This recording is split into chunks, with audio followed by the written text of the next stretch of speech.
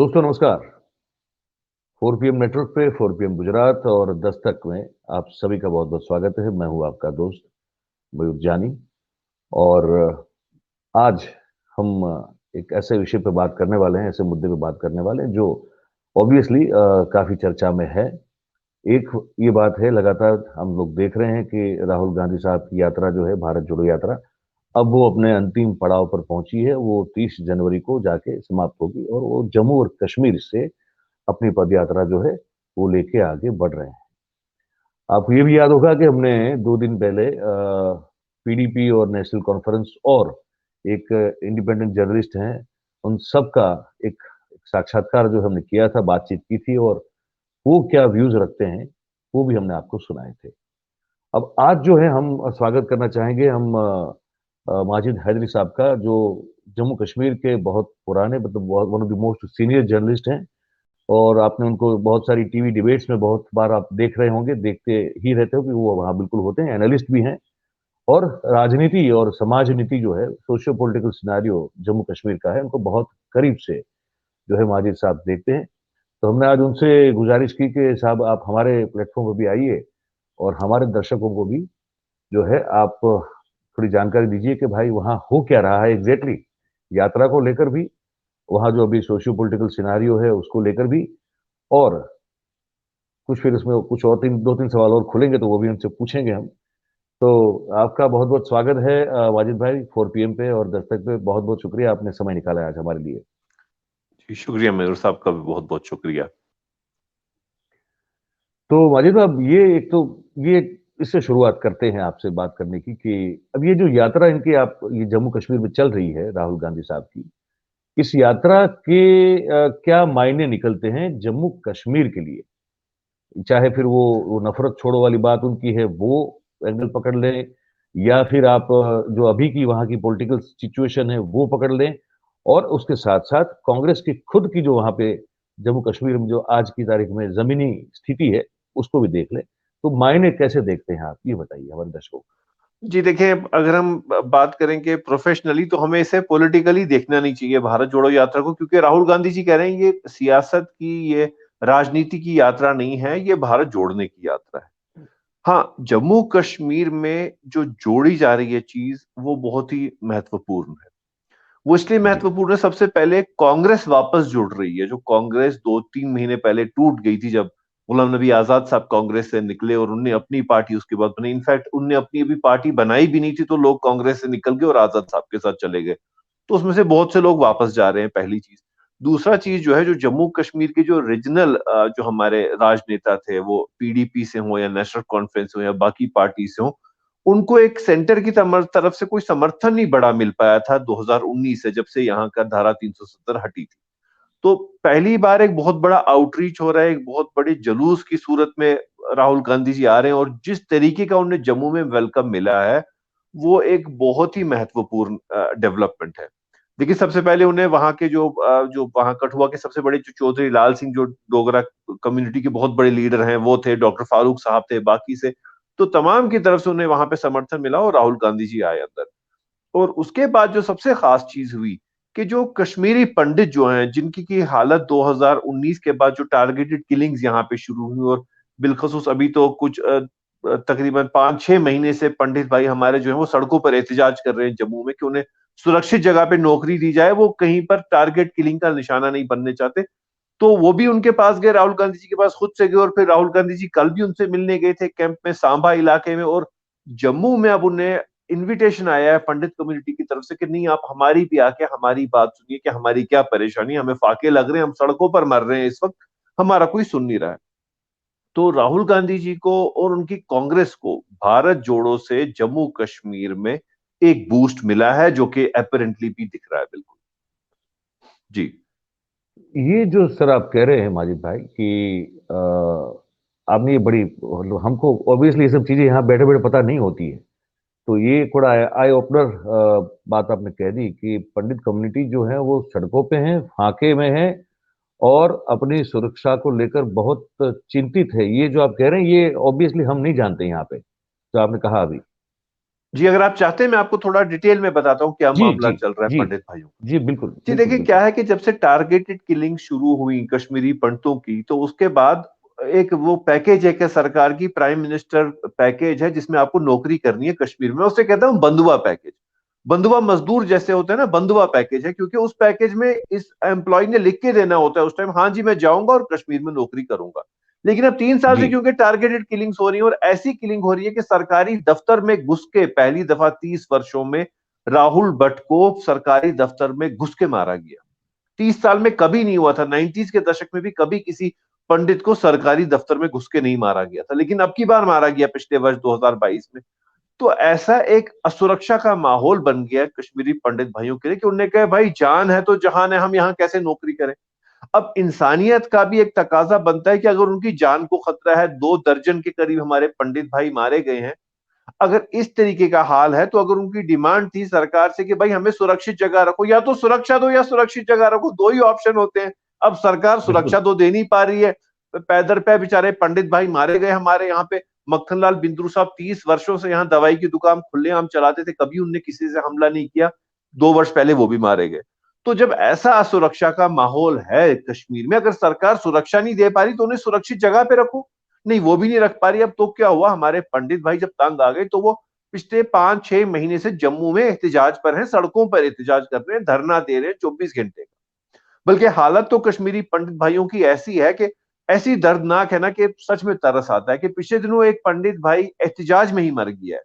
उसके पेरेंट की डेथ हो गई। दूसरा पंडित भाई जिसके पास पैसा नहीं, जब 6 महीने से तनख्वाह भी सरकार, और एक बात, जम्मू कश्मीर की सरकार उन्हें अब तनख्वाह भी नहीं दे रही 6 महीने से, कि अगर तुम लोग नौकरी नहीं आओगे तो तनख्वाह भी नहीं मिलेगी। मगर नौकरी नहीं आओगे कि क्या मतलब, बंधुआ मजदूर बन के कश्मीर आओ और अगर गोली लगी मरोगे, भाई हम तो बचा नहीं पा रहे, तुम्हें आना है कश्मीर। तो उनके साथ बड़ी नाइंसाफी हो रही है। सड़कों पर मर रहे हैं कश्मीरी पंडित, बिल्कुल सड़कों पर फाके लग रहे हैं। अब 6 महीने से जिस पंडित के घर में खाने के लिए तनख्वाह नहीं मिली, उसका घर कैसे चलेगा। एक के बाप का किडनी का इलाज था, वो नहीं हो पाया, दूसरा कोई बेचारा मर गया, तो बहुत सी परेशानी है उनकी। तो पहली दफा कोई जो व्यक्ति है जो सेंटर की तरफ से आया, मेंबर पार्लियामेंट है राहुल गांधी जी, सिर्फ गांधी परिवार का हिस्सा नहीं, मेंबर पार्लियामेंट है, सांसद है, तो कोई उनके सुनने के लिए आया और वो खुद से बोल रहे हैं भाई हमारी बात सुनो, आगे दिल्ली में पहुंचाओ कि हमें आप हमारी जान को खतरे में क्यों डाल रहे हो।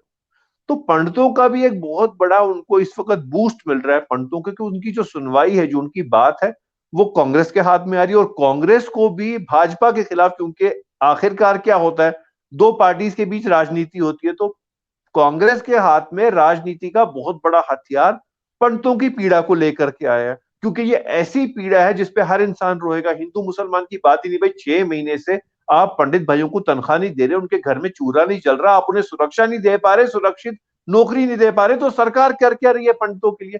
और उन पंडितों के लिए जिसके लिए भाजपा की सरकार कह रही थी, भाजपा की सरकार का यह कहना था कि हम जी सीएए को ला रहे हैं, सीए आएगा, उसके बाद क्या होगा कि जो अफगानिस्तान में, पाकिस्तान में, बांग्लादेश में जो हिंदू भाई हैं उन्हें हम यहाँ पे नागरिकता देंगे। अरे भाई, आप पहले अपने घर के कश्मीरी पंडितों का हाल देखो ना, उन्हें आप कहीं सुरक्षा दो, बाद में अब बाकियों का देखो।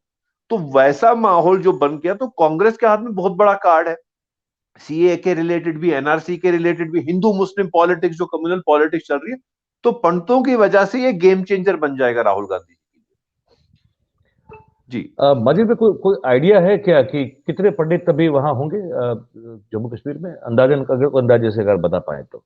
जी देखें, तब के जो आंकड़े हैं, करीब 4.5-5 लाख के करीब पंडित भाई चले गए थे तब।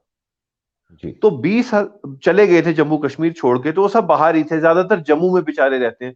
हाँ, यहाँ कोई 20-25 हजार रहते थे, कुछ 20-25 हजार पंडित जो थे, जो सब प्राइम मिनिस्टर पैकेज में रहते थे, उसके बगैर रहते थे, वो लोग रहते थे। लेकिन जो जी पिछले 2 वर्ष में बिलखसूस जो असुरक्षा बन गई, जब टारगेटेड किलिंग हुई, जब आपका वो पंडित भी मारा गया जिस पर 30 वर्षों में किसी ने उंगली नहीं उठाई थी, जब पंडित सरकारी दफ्तर के अंदर मारा गया जिसके बाहर पुलिस की सुरक्षा थी, जब एक कश्मीरी पंडित अपने बाग में भी मारा गया जहां वो 30 वर्षों से रहता था और बाहर उसकी सुरक्षा थी, तो यहाँ सुरक्षा का क्या हाल है। सुरक्षा का तो यहाँ पे कोई माहौल ही नहीं है। और एक बात है, देखिए, कश्मीर में जो टारगेटेड किलिंग्स हैं, केवल हिंदू भाई नहीं मारे जा रहे, मुसलमान भी मारे जा रहे हैं। मैं तो कहता हूँ जम्मू कश्मीर में असुरक्षा है। और अभी तक हम कहते थे असुरक्षा कश्मीर में है। भाई, अभी तो राजौरी में पहले जनवरी को 7 लोग हमारे डोगरा भाई, हिंदू भाई मारे गए, और उनको तो आई कार्ड देख के मारा गया कि कौन हिंदू है, निकालो भाई इसको मारो। तो असुरक्षा जो अभी तक कश्मीर में थी वो जम्मू में फैल चुकी है। और जो लॉजिकली जो ब्लेम जाता है, हम कुछ भी कहें, लॉजिकली ब्लेम सरकार पे जाता है कि भाई आप क्या कर रहे हो, सुरक्षा देना सरकार का काम है, आतंकी क्या करना चाहते क्या नहीं करना चाहते, लेकिन सरकार का काम है सुरक्षा देना, तो कहां दे पा रही है सरकार सुरक्षा। तो जो कुल मिला के जो मामला बन रहा है जम्मू कश्मीर का, ये राहुल गांधी जी के लिए बहुत बड़ा बेनिफिट का मामला बनेगा जी। ये बड़ी अजीब सी बात है, मतलब कि हम तो जितने अखबार पढ़ने की कोशिश करते हैं, मैं ऑनेस्टली कहता हूँ, मैं टेलीविजन न्यूज चैनल नहीं देख रहा हूँ, लेकिन जी मैं अखबार पढ़ता रहता हूँ। पर अखबार में ये सब नहीं पढ़ने को मिल रहा है। तो ये समझ में नहीं आ रहा है कि जो आप कह रहे हैं, ये खबर तो यहाँ तक आई नहीं है। और जी, आप देखें देखें आप, बदकिस्मती क्या है इस वक्त जम्मू में अभी पिछले दिनों से 3 धमाके हुए हैं। 1 जनवरी के बाद 3 धमाके जम्मू सिटी में हुए हैं। उसमें से 2 धमाकों में 7 हमारे जम्मू वाले बेचारे भाई जो थे जख्मी हुए, एक में पुलिस वाला जख्मी हुआ। खबर तो कहीं आई नहीं सामने। और असुरक्षा का ऐसा मामला बन चुका है, ये हमारे गुजरात के दर्शक भी क्या पूरे देश के दर्शक सुने, कि जब पिछले वर्ष अप्रैल के महीने में माननीय प्रधानमंत्री जी जम्मू आए और उन्हें वहां पे एक सम्मेलन पे उन्हें बात की, वहां पे उसी दिन सुबह उसी इलाके में धमाका हुआ। और आप सुनिए हैरत क्या है कि उस दिन धमाके के टाइम यहाँ के अनुशासन ने कहा जी कि ये जो एडमिनिस्ट्रेशन है, उनने कहा कि जी ये मीटियोर गिरा था, मतलब आसमान से पत्थर गिरा था, वो फटा था, उसकी आवाज थी। तो आप देखिए हालात क्या क्या है। बात, क्या फिर बात क्या है, हुआ, क्या फिर 9 दिन बाद जम्मू कश्मीर पुलिस ने कहा नहीं जी वो जो आसमान से पत्थर गिरा था उसमें हमें आरडीएक्स मिला है। तो आप समझिए कि सुरक्षा का माहौल क्या है। मतलब कि उधमपुर मतलब कि आपकी, माजिद देखिए भाई। एक और चीज इंटरेस्टिंग है आपके दर्शकों, उधमपुर हमारी गैरिजन सिटी है, मतलब वो छावनी है, आर्मी छावनी है। उधमपुर एक डिस्ट्रिक्ट है जो कि आर्मी छावनी है पूरा। वहां पर 2 दफा बम धमाके हुए हैं पिछले 1 साल। हाईवे पर कब कई दफा हुए। और जम्मू में तो अब देखिए, अभी पिछले ही दिसंबर के महीने में एक वहां पे एक अटैक हुआ था, एक ट्रक को रोका गया जिसमें एनकाउंटर हुआ और 4 फिदाइन उसमें मारे गए थे। और जितना जो हथियारों की जो तस्करी हो रही है, ड्रोन से हो रही है, टनल से हो रही है, तो जम्मू उसमें बराबर बेचारा पिसता जा रहा है। तो जो आप समझते हैं कि 2019 के बाद जम्मू कश्मीर में जी बस विकास ही विकास है, विकास ही विकास है, भाई कश्मीरी पंडित भाइयों के घर में आज विनाश है, उनके घर में चूल्हा नहीं चल रहा। डोगरा भाई अपने आप को सुरक्षित देख रहे हैं, असुरक्षित देख रहे हैं, हम तो असुरक्षित थे ही थे। ये आपको रियलिटी है कश्मीर। मतलब कि वो एलियन ने आरडीएक्स जो है फेंका नीचे, मिलिट्री ये वो बिल्कुल आपने सही कहा, वो एलियन ने फेंका था आरडीएक्स जब अप्रैल के कमाल है, महीने में माननीय प्रधानमंत्री जी आए। कमाल है, कमाल। मारी भाई, ये क्योंकि ये बात हो रही है, और यात्रा की बात भी तो करनी ही, साथ साथ हमको ये भी समझना है, क्योंकि आप से हमको लगता है कौन बताएगा बेहतर वहां पे क्या हो रहा है। अब ये जो 370 हटाने के बाद ये जो हम देख रहे हैं, इसमें हम ये भी कहीं छूट फूट खबर हमारे पास आ जाती है कि कोई मजदूरी के लिए गए थे, यूपी से हमारे भाई थे या बिहार से थे, उनको भी मारा जा रहा है। तो उनको भी मतलब वो भी वो बंधुआ मजदूर ही हैं, उस तरह से काम करते हैं। वो क्या मामला है पूरा? जी देखिए, ये तो इनका तो मैं कहता हूँ जो ये पंडित माइग्रेंट पंडितों के लिए जो सरकारी नौकरी है, मैं उसे बंधुआ मजदूरी कहता हूँ, क्योंकि एक बॉन्ड आपने जी। लिख के देना है कि भाई मैं कश्मीर में ही रहूंगा और अगर गोली से मरा तो वहीं मरूंगा। तो ये जो आपने दूसरी बात की, महत्वपूर्ण बात है, क्योंकि इस विषय पर ज्यादा बात नहीं हो रही, कश्मीरी पंडितों के बारे में बात हो रही है, लेकिन जो हमारे बाकी यूपी का भाई मारा जा रहा है, बंगाल का भाई मारा जा रहा है, या बिहार का, मुझे याद है वीरेंद्र पासवान एक गोलगप्पे वाला मारा गया था यहाँ पे कश्मीर में पिछले वर्ष 2021 में मारा गया। उस जी। दिन सरकार इतना बिजी थी, इतना बिजी थी अपने यहाँ पे वो विकास के उनमें ढोल बजाने में, कि उसके शव को भी उसके घर नहीं पहुंचाया गया। उसका शव कश्मीरी मुसलमानों ने, कश्मीरी लोकल्स ने जाकर के शमशान घाट पे जलाया। और उसके बाद जब उसकी चिता जली वहां पे, उसके बाद जब खबर आई लोकल सोशल मीडिया पे, क्योंकि आपने सही कहा अखबार ये चीज लिखते नहीं है, तो जब सोशल मीडिया पे खबर आई तो दूसरे दिन सरकार जागी, कह रहे भाई वो तो जो कल वो आतंकियों ने मार दिया था वीरेंद्र पासवान, उसकी तो फैमिली को भी कोई वहां दिलासा देने के लिए सरकार की तरफ से नहीं गया था। तो फिर दूसरे दिन मगरमच्छ के आंसू रोने सरकार भी गई, चेक भी लेके गई, लेकिन कब गई, जब वो गरीब बिहार का जो वीरेंद्र पासवान था, जब उसका शव अकेले वहां जलाया गया शमशान में, कि उसके शव को सरकार ने वापस उसके घर भी नहीं भेजा, उसकी बेवा ने नहीं देखा, उसके यतीम बच्चों ने नहीं देखा। तो ये तरीके की सरकार आपकी चल रही है। और ये वीरेंद्र पासवान की कहानी आपको कोई नहीं सुनाएगा जो मैंने आपको बताई आज इस मंच पे। नहीं, ये पता नहीं, आपने बताया तब तो हमको नहीं मालूम है। ये आप जो कह रहे हैं, ये हम इतना जान रहे हैं कि वो टारगेट वो भी हो रहे हैं, यूपी बिहार बंगाल के जो हमारे भाई हैं, उनको भी टारगेट किया जा रहा है, इतना कुछ जो है खबर हम तक पहुंच रही है, उससे ज्यादा हम तक नहीं पहुंच रहा था। तो ये तो आपने बड़ा गंभीर बात बता दी। तो ये अच्छा, ये तो है। एक चीज आपसे ये जानना चाहते हैं अभी कि इसके इसी सिलसिले में थोड़ा आगे बढ़ा देते हैं बात को, राहुल गांधी साहब की यात्रा को लेकर। तो जैसे आप कह रहे हैं वो बात हम दर्शकों ने भी सुनी, हमने भी सुनी कि भाई पंडित को लेकर जो है बहुत बड़े इश्यू वहां पे है, ये भी सब है। अच्छा, और ये यात्रा जो है किस तरह से लोग देख रहे हैं, और आप एज ए जर्नलिस्ट इस यात्रा को कैसे देख रहे हैं कि इससे क्या हो सकता है? जी देखें, ये जो यात्रा है जम्मू कश्मीर के लिए इसलिए भी महत्वपूर्ण है कि पिछले 5 वर्षों से, अब तो 5 वर्ष हो गए कि इलेक्शन नहीं हुए, चुनाव नहीं हुए, यहाँ लोकतंत्र नहीं है जम्मू कश्मीर में। माननीय प्रधानमंत्री जी और अमित शाह जी बहुत पैसा भेज रहे हैं जम्मू कश्मीर में विकास के लिए, इसमें कोई दो राय नहीं है, ये दो टोक बात है, पैसा पानी की तरह दिया जा रहा है, कमी किसी की नहीं है। लेकिन जो भ्रष्टाचार पिछले 5 वर्षों में जम्मू कश्मीर में हुआ, पिछले 70 वर्षों में नहीं था। जो प्रधानमंत्री जी, मैं बार बार हर चैनल पे भी बोलता हूँ, टीवी चैनल पे, जितना पैसा मोदी जी बेच रहे हैं, यहां मैक्सिमम पैसा लूटा जा रहा है। यहाँ के जो प्रशासन में कुछ वैसे कर्मचारी हैं, कुछ वैसे ब्यूरोक्रेट हैं जिनके खिलाफ आरोप मैं नहीं लगा रहा, भाजपा ने अभी 2 महीने पहले प्रेस कॉन्फ्रेंस दी, कहा कि जो माननीय प्रधानमंत्री जो फंड भेज रहे हैं जम्मू कश्मीर में वो लूटे जा रहे हैं। नदी के बीच में, नदी में, नाले में, झील में, सड़कों पे तारकोल पे पैसा खर्चाने का मामला दिखाया जा रहा है। तो आप देखिए किस झील में आज तक तारकोल लगाने का पैसा खर्चाया जाता हो, करोड़ हार रुपए, सैकड़ों करोड़ रुपए लूटे जा रहे हैं। यहाँ प्रशासन को खुली छूट है। माननीय प्रधानमंत्री जी कहते हैं ना खाऊंगा ना खाने दूंगा, और मैं मानता हूं मोदी जी जैसा, मोदी जी उस मामले में ऑनेस्ट है, अपने स्लोगन पे बराबर है। को जम्मू कश्मीर के प्रशासन को कंट्रोल करने में, यहाँ के भ्रष्टाचार को कंट्रोल करने में समझ नहीं आता, क्योंकि जब बीजेपी के आपके लीडर, जम्मू कश्मीर के नेता प्रेस कॉन्फ्रेंस दें कि मोदी जी का दिया हुआ पैसा लूटा जा रहा है, लूटा खसूटा जा रहा है, और उसके बाद भी जम्मू कश्मीर की सरकार कोई केस ना करे, कोई एक्शन ना ले, तो आप क्या कहेंगे उसे? ये तो मैं नहीं कह रहा ना, बीजेपी के प्रवक्ताओं ने दिया। और जो लोकल बॉडी में जो इलेक्टेड रिप्रेजेंटेटिव थे, उन्होंने formally ACP, anti corruption bureau के सामने कंप्लेंटें डाली हैं कि सैकड़ों करोड़ करोड़ रुपए लूटे जा रहे हैं। वो लिख रहे हैं उसमें लूटे जा रहे हैं, बिना सैंक्शन के पैसा बहाया जा रहा है, कोई एक्शन नहीं हो रहा। तो इसमें अब क्या था, लोकतंत्र बहाल होता। अब लोकतंत्र तो अभी 5 वर्षों से बहाल नहीं हुआ। हाँ, अब जब राहुल गांधी जी एक यात्रा को लेकर के आए और कांग्रेस अभी भी पूरी तरीके से मिटी नहीं है, थोड़ा रिवाइवल का प्लान चल रहा है, तो एक आशा बनी है कि शायद अब जम्मू कश्मीर में आने वाले वक्त में लोकतंत्र आए। क्योंकि जब ग्राउंड सिचुएशन कोई देखता है तो वो संसद में वही बात करेगा। जैसे आपने अभी बात सुनी, आपके दर्शक बात सुना क्या जम्मू कश्मीर की एक्चुअल सिचुएशन क्या है, तो वैसे ही जब राहुल गांधी जी खुद देख रहे हैं और एक बड़े बैनर के साथ आ रहे हैं, तो यही बात अब वो आगे ले जाएंगे।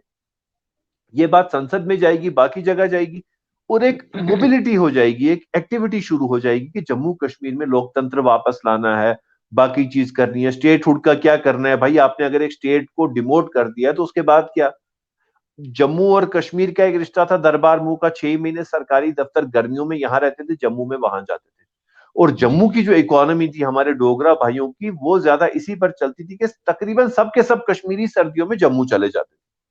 अब आप कहेंगे जी गर्मियों में डोगरे भाई हमारे यहाँ नहीं आते थे कश्मीर, मैं कहूंगा जी ज्यादा नहीं आते थे। क्यों? क्योंकि यहाँ सुरक्षा का मामला होता था, आतंक है, विस्फोट है, गोलीबारी है, अवॉइड करते, लेकिन कश्मीरी जाते थे वहां। वहां पे माहौल भी अच्छा था, खाना पीना, रहना सहना, गर्मी भी, तो उनकी इकोनॉमी में फायदा होता था उससे, वो भी बंद हो गया। तो जम्मू भी पिस रहा है, कश्मीर भी पिस रहा है। और एक चीज जो थी यहाँ पे, जम्मू की इकोनॉमी का, ये तो क्योंकि आपके दर्शकों को पता चले, जम्मू की इकोनॉमी में दारू, हम तो देखिए हम लोग दारू का ना हम पीते हैं, ना हम उसका बिजनेस करते हैं, ना कुछ, लेकिन जम्मू में डोगरा लोगों का दारू का बिजनेस था। 370 के बाद तो उनके हाथ से वो बिजनेस चला गया, उनकी इकोनॉमी का बहुत बड़ा हिस्सा दारू के बिजनेस पे था, शराब की दुकान, लीकर शॉप्स पे था। तो वो अब वो भी कहाँ उनके गया? हाथ से चली गई। वो कहाँ गया? देखिए उसमें क्या हुआ, उसमें टेंडरिंग हुई नहीं, तो उसमें बाहर के प्लेयर्स आए, टेंडरिंग हुई, पहले जम्मू का डोगरा ही दुकान चलाता था, अब उसमें बाहर के प्लेयर भी आए, और उसमें जब बिडिंग हुई तो वो जम्मू का जो बेचारा दुकानदार था वो उसमें, मैं तो उस देखिए बिजनेसमैन को मैं बेचारा ही कहूंगा, वो बेचारा जब उसमें पूरा नहीं बढ़ा आगे, उसमें बड़े बड़े प्लेयर आ गए, तो वो नहीं, वो उसमें पिट गया। तो उसके लिए जम्मू में बड़ी प्रॉब्लम हुई, सिर्फ कश्मीर की बात नहीं है, जम्मू का ही मैं आपको हाल बता रहा हूं। आप देखिए ना, जब बम धमाके वहां ज्यादा हो रहे हैं, फायरिंग्स हो रही हैं, असुरक्षा का माहौल राजौरी में भी है, जम्मू में भी है, तो पिस तो रहा है ना, हर एक जगह जम्मू कश्मीर की जनता पिस रही बात बहुत सही कह रहे हैं सर आप। अच्छा, हमारे दर्शकों के लिए आप ये भी बता दें कि आम तौर पे दर्शकों के, आम आदमी के, इंडियन के मन में ये एक चीज जो है ना वो बिल्कुल बैठ चुकी है कि जम्मू कश्मीर मतलब कि वहां आतंक ही आतंक है। आप ये बताएं कि मूलतः एक्चुअली कितने कितना इलाका है पूरे जम्मू कश्मीर में जो ये इतने वर्षों से आतंकवाद से पीड़ित है, वो इलाका कितना है जहां ये घटना होती है है। ज्यादातर? देखिए जी, ज्यादातर बहुत ही महत्वपूर्ण प्रश्न है ये। 2019 तक ज्यादातर जो आतंकी पीड़ा थी वो कश्मीर तक ही ज्यादा होती थी। जम्मू रीजन जो था, जम्मू रीजन ना कोई ऐसे धमाके होते थे, ना कोई ऐसी टारगेटेड किलिंग्स होती, जैसे अभी मैंने राजौरी में देखा 7 भाई मारे गए एक ही दिन। और ऐसा मामला सिक्योरिटी का रहा वहां, 4 लोग शाम को मारे गए और वहां वो आतंकी जाते हुए एक आईडी प्लांट करके गए थे और सुबह तक वो भी निकाली नहीं गई, सुबह वो फटी और दूसरे दिन 2 लोग और मर गए। तो इतना ज्यादा वो कहते हैं ना केयरलेसनेस थी। अब जो आपने आतंक की बात की, देखिए आतंक का मामला क्या है आजकल। आज यहाँ पे सरकार भी कह रही है, पुलिस कह रही है, अनुशासन कह रहा है, यहाँ पे हाइब्रिड मिलिटेंसी है। मतलब यहाँ हाइब्रिड आतंक है, आपको पता नहीं है कि कौन मिलिटेंट है। तो कोई भी मिलिटेंट हो सकता है और कोई भी किसी को मार सकता है। तो जब ऐसा असुरक्षा का माहौल हो तो डर हर एक को लगता है। हाँ, लेकिन जो सबसे जो आपने बात की उससे जुड़ी हुई एक चीज है कि पिछले 3 वर्षों में या इतने वर्षों में खासतौर 2019 के बाद टूरिज्म बहुत बढ़ा है। पिछले साल एक 1,60,00,000 टूरिस्ट आए कश्मीर में, 1,60,00,000 टूरिस्ट, और एक भी टूरिस्ट पे कहीं हमला नहीं हुआ। तो टूरिज्म जम्मू कश्मीर में सुरक्षित है। ये मैं टीवी डिबेट्स में भी कहता हूं भाई, दारू की दुकान कश्मीर में आज सुरक्षित है, सिनेमा हॉल नया खुला है वो सुरक्षित है, लेकिन सिर्फ कश्मीरी पंडित सुरक्षित नहीं और आम कश्मीरी सुरक्षित नहीं है। टूरिस्ट आएंगे, टूरिस्ट सुरक्षित है क्या, उसमें ये मामला चल रहा है वो समझ नहीं आता, लेकिन टूरिस्ट पे कहीं नहीं हमला हुआ, क्योंकि मैं आपको आंकड़े बता रहा हूँ 2019 से आज तक कोई टूरिस्ट पे हमला नहीं हुआ है, कोई पत्थरबाजी नहीं हुई है। हाँ, एक चीज जो अच्छी हुई है 2019 के बाद वो ये है कि अब पत्थरबाजी नहीं होती और हड़तालें नहीं होती। इस चीज का जो क्रेडिट है वो मोदी सरकार को जाता है कि 30 वर्षों बाद अब कश्मीर में कोई हड़ताल नहीं होती है, कोई पत्थरबाजी नहीं होती है, कहीं नहीं होती, बिल्कुल नहीं होती, ये बात पक्की। तो ये मतलब ये कुल मिला के ये है कि जो 19 के बाद ये मिलिटेंसी स्प्रेड हुई है, जो पहले सिर्फ कश्मीर। मुझे मेरे एक मित्र हैं आपकी तरह सीनियर हैं, तो उनसे मेरी एक बार बात हुई, दिल्ली से वो ताल्लुक रखते हैं, पत्रकार हैं। तो वो एक बार मुझे कह रहे थे कि देखो यार मयूर, ऐसा है कि कुछ 5 जिले हैं कश्मीर के, वहां ज्यादातर जो है वो मिलिटेंसी की इम्पैक्ट होती थी। अ, पूरा कश्मीर को वैसे ही बदनाम किया जाता था, ऐसा वो हमको एक बार बता रहे थे। ये सच है क्या? इस बात में कुछ सच्चाई है? नहीं, देखिए इसमें क्या था, इसमें गवर्नमेंट ने एक अपनी तरफ से नोशन दिया था कि जी साउथ कश्मीर में 3 डिस्ट्रिक्टों में आतंक है और नॉर्थ कश्मीर में 2 डिस्ट्रिक्टों में आतंक है। और कहा था जाता था कि श्रीनगर में या गांदरबल में कोई आतंक नहीं, लेकिन जब 6 महीने साल में एक बम धमाका श्रीनगर में हो गया, तो मैं कैसे कहूं कि श्रीनगर में आतंक नहीं है। अगर बडगाम में पिछले दिनों फायरिंग हुई वहां पे मिलिटेंट और सिक्योरिटी फोर्सेस के बीच, तो मैं कैसे कहूं कि बडगाम में आतंक नहीं। जहां पर अभी आप कहेंगे जी जम्मू में तो आतंक ही नहीं है, लेकिन जम्मू में, जम्मू सिटी में हम कहते हैं आतंक ही नहीं है, तो जम्मू सिटी में आपको बता रहा हूं कि इसी महीने में अभी 3 बम धमाके हुए हैं। इस महीने की जनवरी की बात है। तो आतंक कहाँ नहीं है, कहाँ है, इसका फैसला करना आज इसलिए भी मुश्किल है क्योंकि पहले मिलिटेंट रिक्रूटमेंट होती थी तो पुलिस के पास एक ट्रैक रिकॉर्ड होता था, हाँ जी फलाना व्यक्ति जम्मू का था या श्रीनगर का था, उसने बंदूक उठाई है।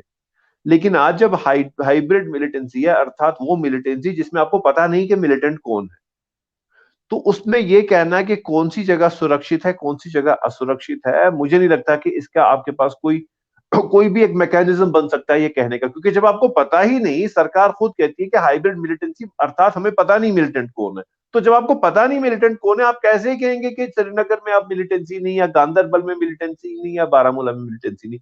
ये बात करना, या तो आप ये कहिए कि हाइब्रिड मिलिटेंसी नहीं है, या आप कहिए कि मिलिटेंसी है। दोनों में से एक चीज आप बताइए, क्योंकि आम इंसान कॉमन सेंस से चलता है और कॉमन सेंस यही कहती है कि अगर आपको पता नहीं है मिलिटेंट कौन है, तो आप ये नहीं कह सकते कि यहाँ मिलिटेंसी नहीं है और वहां मिलिटेंसी है। बड़ा सिंपल सा इसमें मामला है। माजिद भाई, फिर एक सवाल मन में उठता है कि आप तो वहां तो जैसे आप कह रहे हो, वो तो आप तो यूनियन टेरिटरी हैं अभी, वहां तो सीधा केंद्र सरकार का शासन चल रहा है ना? और ये तो बहुत स्ट्रिक्ट हैं आतंकवाद के खिलाफ। इनके सीधे शासन के होते हुए ये इतनी अचानक से वहां मिलिटेंसी कैसे फैल सकती है, बढ़ सकती है, स्प्रेड हो सकती है, और कैसे वो हथियार पहुंच सकते हैं, ये तो मतलब इतने चौकन्ने और एकदम एकदम मुस्तैद हैं। तो फिर ये कैसे बढ़ रहा है और ये इतना टारगेट किलिंग कैसे हो रहा है? क्या कारण लगता है आपको? जी देखिए देखिए मयूर भाई, जब माननीय प्रधानमंत्री के आने के दिन उसी इलाके में धमाका हो, तो आपको सुरक्षा समझनी होगी कि सुरक्षा जम्मू कश्मीर में कैसी है। देखिए, केंद्रीय की पुलिस, जैसे दिल्ली है वो डायरेक्ट यूनियन होम मिनिस्ट्री के कंट्रोल में है, जम्मू कश्मीर भी जो है यूनियन होम मिनिस्ट्री के कंट्रोल में। तो क्या कहीं पर रिलैक्सेशन दी जा रही है, कहीं अकाउंटेबिलिटी की कमी है, क्या मामला है, इसी का तो मैं आपको कह रहा हूं। भ्रष्टाचार से लेकर के सिक्योरिटी सिनेरियो तक दिल्ली को देखना है कि कहां पे गड़बड़ हो रही।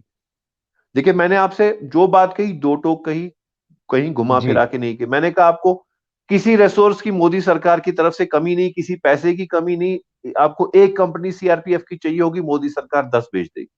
तो कमी किसी चीज की नहीं है। कमी अगर है यहाँ पे तो एक प्रॉपर शासन चलाने की है, जो कि यहाँ पे नहीं चल पा। तो वो तो एलजी ही ब्यूरोक्रेसी देखते जो हैं। है खास। जो जी एलजी होते हैं वही तो करता हत्ता देखिए जी, समारता बिल्कुल होते हैं। एलजी एलजी साहब देखते हैं। मेरी उनसे 2-3 दफा इस चीज पे बात भी हुई है कि जी, आप ब्यूरोक्रेसी को कंट्रोल में, अकाउंटेबिलिटी में नहीं ला पा रहे। बड़ी सिंपल बात है। मैंने एलजी साहब को एक दो इंटरव्यूज के दौरान भी कहा, मैंने कहा जी, मोदी सरकार का नारा ही है, ना खाऊंगा ना खाने दूंगा, लेकिन यहाँ पे ब्यूरोक्रेट खाने और पीने में और लूटने में ही लगे हुए हैं। तो क्या वजह है कि भाजपा की प्रेस कॉन्फ्रेंस के बावजूद केस नहीं होता भ्रष्टाचार ब्यूरोक्रेसी पे? क्या वजह है कि कॉर्पोरेटर लिख के एंटी करप्शन ब्यूरो के पास जाते हैं और कंप्लेंट के पास उस पर काम नहीं होता? और एक मिसाल देखिए आप, यहाँ बडगाम डिस्ट्रिक्ट है श्रीनगर में, सेंट्रल कश्मीर में बडगाम डिस्ट्रिक्ट। पिछले वर्ष वहां पे 5 टारगेटेड किलिंग्स हुई, 15-15 दिन की डिस्टेंस पे 5 टारगेटेड किलिंग्स हुई। और उसके बाद उसमें से एक किलिंग उस राहुल भट्ट की, जिसका मैंने आपको कहा कि 30 वर्षों में पहली बार वो सरकारी दफ्तर के अंदर मारा गया। और उसके बाद उसी बडगाम डिस्ट्रिक्ट में 15 अगस्त के दिन धमाका हुआ। और उसी बडगाम डिस्ट्रिक्ट में कश्मीरी पंडितों ने जब राहुल भट्ट की हत्या के खिलाफ उन्हें प्रदर्शन किया, वो उसका फ्यूनरल में, मतलब वो वहां पे उस टाइम शोक सभा में थे, उन पर डंडे बरसाए गए, उन पे टीयर गैस चलाई पुलिस ने। और तब से अभी तक वहां पे जो डिस्ट्रिक्ट का पुलिस चीफ था वो अभी तक हटाया नहीं गया था। अब उसकी रिसेंटली ट्रांसफर हुई है, अब ट्रांसफर हुई है रिसेंटली 15-20 दिन पहले। तो आमतौर पे तो ये होता है ना, देखिए, जब पॉलिटिकल गवर्नमेंट होती है, कहीं पर भी गड़बड़ हो तो सबसे पहले क्या होता है, डिस्ट्रिक्ट पुलिस जो होगा, हेड होगा, उसके सर चबाई जाती है, भाई आपकी तो छुट्टी है, दूसरा आदमी आएगा। तो जी। क्या चीज है ये? कहीं ना कहीं देखिए, ब्यूरोक्रेसी का कहीं ना कहीं इसमें एक लेक्यूना है, जो कि वजह बन रही है कि जम्मू कश्मीर में हालात ठीक क्यों नहीं हो रहे। अगर मोदी जी की हमें नियत पे भरोसा है, हमें उसमें कहीं कोई कमी नहीं लगती, अमित शाह जी की नियत में कमी नहीं लगती, तो यहाँ पे कमी कौन कर रहे हैं? यहाँ पे कमी आपको ब्यूरोक्रेसी की वजह से हो रही है, जिसको आप अकाउंटेबल नहीं बना पा रहे हो। क्या वजह है, क्या वजह नहीं है, वो सरकार जानती है, वो दिल्ली जानती है, हम नहीं। और इस बात को लेकर जो जम्मू कश्मीर के लोग हैं वो क्या सोचते हैं, जो ये देख रहे हैं, ये महसूस कर रहे हैं? जी देखिए, ये क्या तो सब सेंटिमेंट है बहुत ही उनका? आपने बड़ा इंपॉर्टेंट सवाल पूछा। देखिए, भाजपा ने जब पिछली दफा इलेक्शन जीता था, असेंबली इलेक्शन, जब उन्होंने पीडीपी के साथ मिलकर हुकूमत बनाई थी, तो जम्मू से उन्हें फुल मैंडेट मिला था। जम्मू पिछले इलेक्शन में भाजपा का स्ट्रॉन्ग होल्ड बन गया था। लेकिन आज ये हालत है, पब्लिक एलियनेशन जम्मू कश्मीर में इतनी बढ़ चुकी है भाजपा के प्रति, कि आज अगर इलेक्शन हो तो भाजपा जम्मू भी हार जाएगी। कश्मीर तो हारा ही हारा है, जम्मू भी हारेगी। और इसकी मैं आपको मिसाल बता दूं, जब यहाँ पे वो कहते हैं ना, लोकल अर्बन बॉडी इलेक्शंस जब हुए, जी। जी। 2019 के बाद हुए, जिस वक्त भाजपा के पास एक बहुत बड़ा कार्ड था कि हमने वो कर दिखाया जो 70 वर्षों से नहीं हुआ था, 370 हटाया, 35 से हटाया, पूरा राष्ट्रवाद लाया, वगैरह वगैरह, जो ये नारे देते। तो उसके बाद जम्मू में भाजपा जीतनी चाहिए थी, भाजपा बिल्कुल। जम्मू में भी हार गई। और वही एलियनेशन जो है वो बढ़ रही है। तो कहीं ना कहीं दिल्ली जो है, दिल्ली प्रॉपरली जम्मू कश्मीर को मैनेज नहीं कर पाती। और जब लद्दाख का भी ऐसा ही, कभी बात करेंगे, लद्दाख का भी ऐसा ही हाल लद्दाख के तो वो वांगचुक साहब का वीडियो देखा था हमने कल, वो कुछ वो तो 5 दिन के अनसेट में बैठने वाले हैं क्लाइमेट चेंज को लेकर, जो ग्लेशियर्स वहां पे खत्म हो रहे हैं। वो एक वीडियो शायद आपके भी ध्यान पे, आपके भी ध्यान पे आया होगा, तो वो एक अलग मामला है, वो भी है। अच्छा माजिद भाई, गुलाम नबी आजाद साहब जब ये यात्रा चल रही है तो सुना है कि वो तो दिल्ली जाकर बैठे हुए हैं, वो शायद है नहीं वहां पे। तो क्या वो फैक्टर क्या रहे, कैसे काम करेगा जब भी चुनाव होंगे, तो ये गुलाम नबी आजाद साहब का फैक्टर कैसे काम कर सकता है?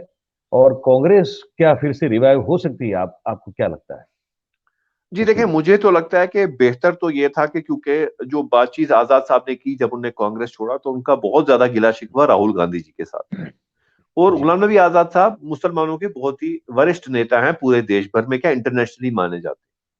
तो अगर उनका कोई मामला था राहुल गांधी जी के साथ और वो बात करते हैं कि जी भारत जोड़ो की बात है, तो राहुल गांधी जी को छोटा होते हुए, क्योंकि उन्होंने उनके पिता के भी साथ काम किया, दादी के भी साथ काम किया, तो एक जेस्चर हो सकता था कि वो उनसे या फोन करते या बात करते और उन्हें बोलते कि आजाद साहब, हम आप मिल बैठ करके बात करेंगे, हम ये मामला सुलझाएंगे, आप घर वापसी कीजिए। एक तो ये मामला था, वैसा कुछ हुआ नहीं। आजाद साहब की पार्टी का टेक ऑफ बड़ा स्ट्रांग हुआ, पूरे एकदम आनन फानन लोग हर तरफ से आजाद साहब की तरफ जाने लगे। लेकिन 2-3 महीने बाद ऐसा हुआ कि अभी उनकी पार्टी रजिस्टर भी नहीं हो रही और उनकी पार्टी टूटती गई, लीडर वापस जा रहे हैं, उनकी भी घर वापसी वापस हो रही है।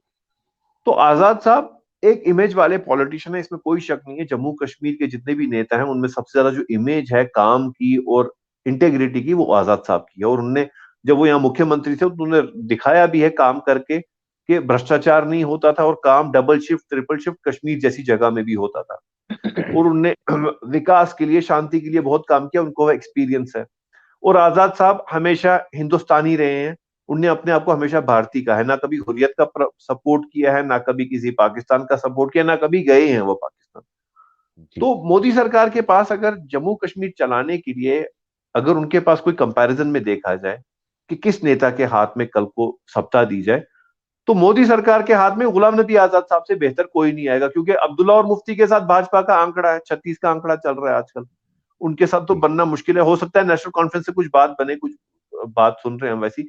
लेकिन अगर कंपैरेटिवली देखें तो भाजपा की नजर में जो सबसे स्ट्रांग इंसान है, जो राष्ट्रवाद के साथ जम्मू कश्मीर को चलाएगा, जो ना उसमें हुर्रियत लाएगा, ना आतंक लाएगा, ना पड़ोसी मुल्क लाएगा, ना कुछ, भारतीय बन के जो देश को चलाएगा, जम्मू कश्मीर को चला सकता है, वो गुलाम नबी आजाद साहब है। तो आगे कैसे डेवलपमेंट होगी, इसमें दिल्ली का भी कहीं ना कहीं हाथ रहेगा। तो ये सुनने में आ रहा है कि जैसे आप अभी कह भी रहे थे और कुछ कुछ हमारे भी सूत्र हमको जो मित्र बता रहे थे कि भारतीय जनता पार्टी बिल्कुल चाहती रही है, ये जब से अलग हुए तब से, कि आजाद साहब जो है वहाँ बहुत मजबूत हो जाए, ताकि अगर अलायंस पे अगर सरकार बनानी हो तो वो फिर उनकी आजाद साहब की पार्टी और बीजेपी के बीच बने, ताकि जैसे आप कह रहे थे कि एक ऐसा मुख्यमंत्री वो दे पाए तो वो हर चीज कंट्रोल में रहे। पर अब ऐसा होता हुआ दिखाई देता है कि आजाद साहब फाइट दे पाएंगे इस चुनाव में, जब भी ये चुनाव होता जी है देखिए, आपके वहां? अभी तो वो नहीं लग रहा, क्योंकि जो मामलात हुए, जैसे आजाद साहब की पार्टी का ही नाम पहले इलेक्शन कमीशन में वहां कुछ कंफ्यूजन हो गया, उस पर तो उन्हें नाम बदलना पड़ा उस पार्टी का। और अभी भी रजिस्टर भी नहीं हुई है पार्टी। तो अगर थोड़ा बहुत वो देखें, हर चीज सामने नहीं बताई जाती, हर चीज पे बैक चैनल डिप्लोमेसीज होती हैं। तो उनका रजिस्ट्रेशन क्यों नहीं हुई, क्या मामलात हुए, क्यों वो थोड़ा पीछे हो गए? क्योंकि हमने पास में देखा इन 3 वर्षों में, भाजपा ने कभी पीपल्स कॉन्फ्रेंस सज्जाद लोन को कभी सपोर्ट किया, कभी वो अल्ताफ बुखारी साहब की नई पार्टी बनी, उन्हें थोड़ा सा बूस्ट किया। तो वैसा बूस्ट आजाद साहब के मामले में नहीं दिखा। वरना आजाद साहब उन दो से, अल्ताफ बुखारी साहब की पार्टी से या सज्जाद लोन साहब की पार्टी से आगे बढ़ जाते, लेकिन 3 महीने बाद ही उनका कोलैप्स शुरू हो गया पार्टी का। तो कहीं ना कहीं दिल्ली कंफ्यूज है इसमें कि हमने कश्मीर को कैसे चला। मैं तो सिंपल में यही कहूंगा, दिल्ली में कंफ्यूजन है कि कश्मीर में क्या करना है। क्या करना है? तो ये बस आप एक आखिरी सवाल पूछ के फिर हम इस बातचीत को जी। जो है खत्म करेंगे। तो अब ये यात्रा जब अंत होगी, जहाँ से वो अंत होगा इनका, राहुल गांधी जी की यात्रा का, और 30 जनवरी को होने वाला है, ठीक है। और बाकी बहुत बड़े जितने भी विपक्ष के लोग हैं, नेता लोग हैं, सबको वहां पे आमंत्रित भी किया गया है। और वो अभी तो लगता है कि आजाद साहब तो उसमें नहीं है शायद, बाकी सब, हमारे ख्याल से बाकी सब विपक्षी नेता हैं, उनको बुलाया गया है। और तो ये पूरा जब शो, एक रोड शो ये जिसको कहें, या तो एक पूरी यात्रा कहें, जो खत्म हो जाएगा, तो उसके बाद मैं particularly political point of view से पूछ रहा हूँ अभी, उसके बाद जो जब भी चुनाव हो आपके वहां जम्मू कश्मीर में, तो वो पॉलिटिकल सिनारियो जो है यात्रा खत्म होने के बाद आपको कैसा बनता हुआ, अभी अंदाजन कैसा बनता हुआ नजर आ रहा है? देखिए, एक पॉलिटिकल एक्टिविटी होगी, लेकिन जो अभी जो मामला लग रहा है, जो अभी हाल ही में भाजपा का नेशनल एग्जीक्यूटिव मीटिंग थी, उसके बाद ये लग रहा है कि जम्मू कश्मीर में अभी इस साल चुनाव नहीं होगा। उसकी खास वजह ये मैंने आपको कहा कि देखिए, भाजपा समझ रही है कि वो इलेक्शन नहीं जीत पाएंगे। ये अंदर से वो समझते होंगे, लेकिन वो ये नहीं समझ रहे वो क्यों नहीं जीत पाएंगे। भाई अगर आप जम्मू कश्मीर को पानी की तरह पैसा दे रहे हो, पानी की तरह रिसोर्स दे रहे हो, आप एक मांग रहे हो, आप साउथ, यहाँ जम्मू कश्मीर की सरकार एक मांग रही है, आप साउथ दे रहे हो, तो क्या वजह है कि भाजपा की तरफ एलियनेशन है? ये पहले भाजपा को समझना था। उसके बाद अब यहाँ पे पॉलिटिकल मामला क्या बनेगा, देखें, अगर राहुल गांधी जी गुलाम नबी आजाद साहब को वापस बुला लेते, तो एक लेवल पे कांग्रेस इतनी स्ट्रांग होती कि कल को हो सकता है भाजपा सोचती यार अगर मैंने मुफ्तियों और अब्दुल्लाओं के साथ काम नहीं करना है, चलो अगर हम कांग्रेस को ही कहीं ना कहीं से सपोर्ट करें, कांग्रेस इधर सरकार बनाएगी। देखिए, जो बैक चैनल डिप्लोमेसीज होती है ना, वो बहुत होती है, जो हाँ, दर्शकों को उतना नहीं पता होता, जर्नलिस्ट ज्यादा उतना नहीं पता समझते हैं। होता है। तो भाजपा के पास एक वो कार्ड था, वो भी नहीं हो रहा, आजाद साहब खुद से भी नहीं बन रहे, यहाँ बीजेपी की तरफ से कोई अभी वैसी एक्टिविटी भी नहीं हो रही क्योंकि इलेक्शन का सिग्नल है। तो इस साल अभी शुरू में एक एक्टिविटी होगी कि जी यहाँ पे चुनाव करो, यहाँ स्टेट फूड दो, यहाँ ऐसा करो, यहाँ वैसा करो, लेकिन एंड रिजल्ट तब होगा जब जम्मू कश्मीर में चुनाव होंगे और एटलीस्ट स्टेटहुड वापस मिलेगा। देखिए, अभी के हालात में अगर चुनाव हो तो केजरीवाल जी बेहतर हैं, उससे बदतर हाल जम्मू कश्मीर की सरकार का होगा, क्योंकि दिल्ली में यूनियन टेरिटरी में कुछ चीजें तो केजरीवाल जी के हाथ में, यहां तो सारा कुछ दिल्ली के ही हाथ में होगा। यहाँ के आपके काउंसलर के पास, दिल्ली के काउंसलर के पास ज्यादा होते हैं, पावर होते हैं, लेकिन यहाँ के मुख्यमंत्री के पास उससे कम होंगे।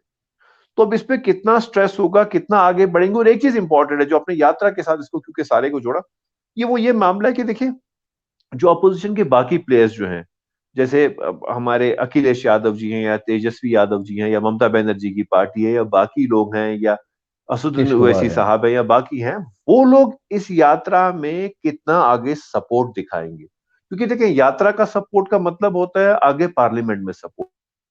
जी। तो अगर इसमें सिर्फ कांग्रेस के लोग आएंगे तो ये कांग्रेस का सपोर्ट मुफ्तीज और अब्दुल्लास की तरफ, जो उनका पुराना, वो तो उनका रहा ही है आपस में सपोर्ट। वो अब रहा है। उसको थोड़ा सा आप एक बड़े फंक्शन में सेलिब्रेट करेंगे उस सपोर्ट को। लेकिन अगर इसमें बाकी प्लेयर्स आते हैं और किसी तरीके से कांग्रेस उन्हें कन्विंस कर पाती है आप आओ, तो ये एक बूस्ट मिलेगा, जम्मू कश्मीर के लोकतंत्र को भी बूस्ट मिलेगा और पूरे भारत को भी बूस्ट मिलेगा। और इससे एक पूरा एक, आपको पता है, बीजेपी वर्सेस अदर्स एक फुल फ्लेश प्लेटफॉर्म बनेगा। वरना अभी तो है बीजेपी वर्सेस छोटे छोटे टुकड़े, राहुल गांधी अलग हैं, बिल्कुल। यादव जी अलग हैं, वहां पे साउथ में अलग चल रहा है, केसीआर अलग चला रहे हैं, अपनी खिचड़ी अलग पका रहे हैं, ममता बनर्जी जी अपनी पका रहे हैं, अखिलेश यादव जी अपनी चल रहे हैं, तो फिर तो बिखरा हुआ है ना अपोजिशन। अपोजिशन तो फिर यूनाइटेड बिखरा है हुआ नहीं। है। तो बीजेपी के लिए तो 2024 फिर से साफ है। अच्छा, ये राहुल गांधी साहब की जो इमेज बना के रख दी गई थी, वो पप्पू वाली और बिल्कुल एमेच्योर पॉलिटिशियन वाली, मतलब मजाक बना के रख दिया था। इस मैं आपका व्यक्तिगत नजरिया जानना चाहता हूं, बतौर एक एनालिस्ट और ऑब्जर्वर। क्या लगता है इस छवि में कोई बदलाव हुआ है, या फिर वो जैसी थी वैसी ही रही है अभी इस यात्रा के बाद भी? जी देखिए, वो एक कॉन्स्पिरेसी थ्योरी से बनाई गई थी छप्पू की छवि के, पप्पू, राहुल गांधी जी पप्पू हैं, पप्पू हैं, पप्पू हैं। लेकिन अभी अगर आप देखेंगे, आजकल पिछले 6 महीनों से एटलीस्ट पप्पू नाम डिस्कस भी नहीं होता है, सोशल मीडिया पे भी वायरल नहीं जाता। पहले तो हर चीज पे पप्पू ने ये कर दिया, पप्पू पास हो गया, पप्पू फेल हो गया। आजकल वो चल नहीं रहा है, क्योंकि राहुल गांधी जी ने कहीं ना कहीं अपनी इमेज बनाई। हाँ, उनकी इमेज में क्या प्रॉब्लम रही वो मैं लिखता भी हूँ, उस पर कहता भी उनको, कि जो कांग्रेस में अंदर जो इनमें इंटरनल फाइटिंग रही ना, वो समझ नहीं आया नेहरू गांधी परिवार में अंदर माँ बेटों में, बहन में क्या मामला रहा कि वो अभी तक, पिछले 8 वर्ष हो चुके हैं, 9वां वर्ष चल रहा है सरकार का, वो एक प्रेसिडेंट भी नहीं डिसाइड करे कि सके कि पार्टी कैसे चलेगी स्ट्रांगली, प्रेसिडेंट किसको बनाए। और उसी वजह से कांग्रेस भी बिखरती गई। राहुल गांधी जी के अपने दोस्त चले गए, ज्योतिरादित्य सिंधिया जी चले गए, वहां वो राजस्थान में जाने वाले थे, सचिन पायलट जी जाने वाले थे। तो राहुल गांधी जी को जो है, एक चीज समझनी होगी कि उनके खिलाफ एक बहुत बड़ी कंप्लेंट है, जो हम एज जर्नलिस्ट सुनते हैं, कि वो एरिस्टोक्रेटिक माइंड से चलता था ये परिवार। हाँ, तो हाँ। एरिस्टोक्रेटिक माइंड का परिवार का वो आइडिया लेकर के वो पब्लिक एलियनेशन और लीडर एलियनेशन उनसे बढ़ रही थी। उनको अब चाहिए कि वो लीडर्स के साथ डायरेक्ट ग्रास रूट पे कांटेक्ट रखे, सिर्फ सचिन पायलट जी से नहीं, सचिन पायलट जी के बूथ लेवल के वर्कर से भी राहुल गांधी जी कभी खुद जाकर के मिले। कश्मीर में सिर्फ अपने प्रदेश प्रेसिडेंट से नहीं, डायरेक्ट अपने जो आपका ग्रास रूट का लीडर होता है उससे बात करें। अब यार देखिए, एक बड़ी चीज है, कन्हैया कुमार जी थोड़ा मिसिंग लग रहे हैं इस सारे मामले में। तो कुछ कन्हैया कुछ कुमार समय एक से। बहुत बड़ा फेस है, हम्म। बहुत बड़ा फेस है। जिग्नेश मेवानी आ रहे हैं आज जम्मू में, लेकिन कन्हैया कुमार जी मिसिंग लग रहे हैं। तो ये चीजें राहुल गांधी जी, क्योंकि एक उनको अभी भी यूथ फेस देखा जाता है, वो हैं भी उस मामले में यंग एंड डायनेमिक ही है वो।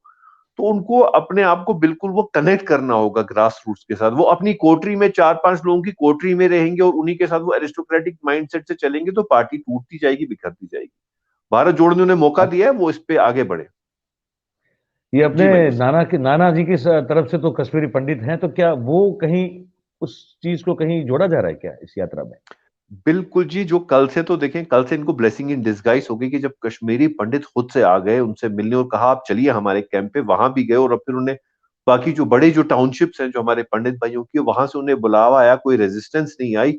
जब वो कम्युनिटी उनकी तरफ आई, और देखें ट्रेडिशनली क्या था, 30 वर्ष पहले तक, ये आज की डेट में कश्मीरी पंडित भाई कुछ जो टीवी चैनल्स पे आते हैं वो कहते हैं जी हम भाजपा के साथ हैं, भागवा के साथ हैं, ये है हिंदुत्व है।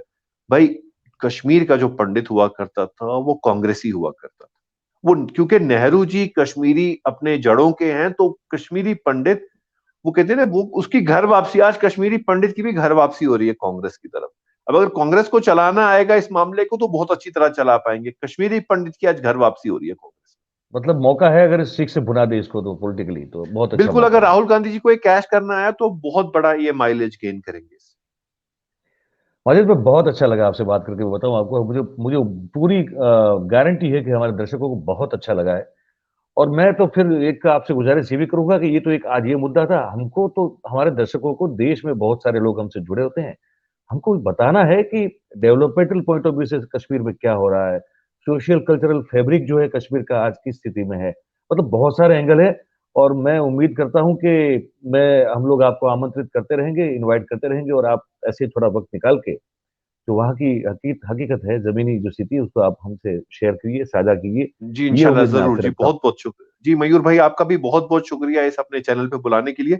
और इंशाल्लाह आगे फिर मुलाकात होगी। आपका भी बहुत बहुत शुक्रिया। और मैं उम्मीद ये रखता हूँ कि आपको भी इस बातचीत में जो है उसका आनंद, you definitely would have enjoyed the discussion, the kind of talk we had. I hope that जी कि आपको भी बिल्कुल लगा होगा। बिल्कुल, बहुत ही अच्छा लगा, बहुत ही अच्छा लगा बात करके, बहुत अच्छा। क्योंकि इसका हमने फॉर्मेट ऐसा रखा है, जनरली हम वन वन ऑन वन बात करते हैं, ताकि जिससे बात कर रहे हैं उनको अपनी बात जो है पूरी तरह से एक्सप्लेन करनी हो। तो वो टोका टाकी हो जाए, या फिर वो किसी एक दूसरे पे वो हमला कर जी दे, दूसरा तीसरे पे कर दे, बिल्कुल आपने सही कहा, तो सही उससे कोई फरमाया बात आपने। जी जी बनती नहीं है, कुछ जी होता नहीं बिल्कुल है। तो बिल्कुल। इससे अच्छा है कि बैठ कर बात होनी चाहिए। तो बस ये एक उम्मीद के साथ हमने इस फॉर्मेट को बनाया हुआ है। बहुत बहुत धन्यवाद। बहुत बहुत शुक्रिया जी माजिद भाई शुक्रिया आपका। जी, बहुत बहुत ऐसे आपसे शुक्रिया। मिलते रहेंगे। बहुत बहुत शुक्रिया, बहुत बहुत शुक्रिया। तो दोस्तों, ये माजिद हैदरी साहब थे, बहुत वेटरन, बहुत सीनियर जर्नलिस्ट हैं, पत्रकार हैं, और काफी न्यूट्रल और बहुत अच्छे ऑब्जर्वर हैं, एनालिस्ट हैं कश्मीर, जम्मू कश्मीर के मामलों को लेकर। इनसे हमने जो है आपको आज, और उनको, आपको दोनों को एक दूसरे को मुखातिब करवाया था। और उम्मीद करते हैं कि आज हमने जो बात की राहुल गांधी साहब की भारत जोड़ो यात्रा से लेके, ये अभी जो कश्मीर की जो अंदर की स्थिति है, लोगों का सेंटिमेंट क्या है, पॉलिटिकल सिचुएशन क्या है, ये सब चीजों को लेकर हमने आज आप तक जो है वहाँ की हकीकत है वो पहुंचाने की कोशिश की है। उम्मीद करते हैं कि ये बात आपको अच्छी लगी होगी, आप तक पहुंची होगी। और साथ में हम हमेशा ये गुजारिश करते रहते हैं, आज भी कर देते हैं, इस कार्यक्रम को अगर आप अच्छा लगता है तो पार्टिसिपेट कीजिए, आपका कमेंट दीजिएगा हमको, लाइक कीजिए इसको, सब्सक्राइब करें और करवाएं, और हो सके तो जितना हो सके उतना इसको शेयर कीजिए, ताकि और लोगों तक भी हमारी बात जो है वो पहुंचा सके। तो अब रात हो चुकी है, तो आप सबको शुभ रात्रि करने का समय है। फिर मिलते हैं एक नए मुद्दे के साथ, नई बात के साथ। तो आप सबका बहुत बहुत धन्यवाद। Thank you very much. नमस्कार।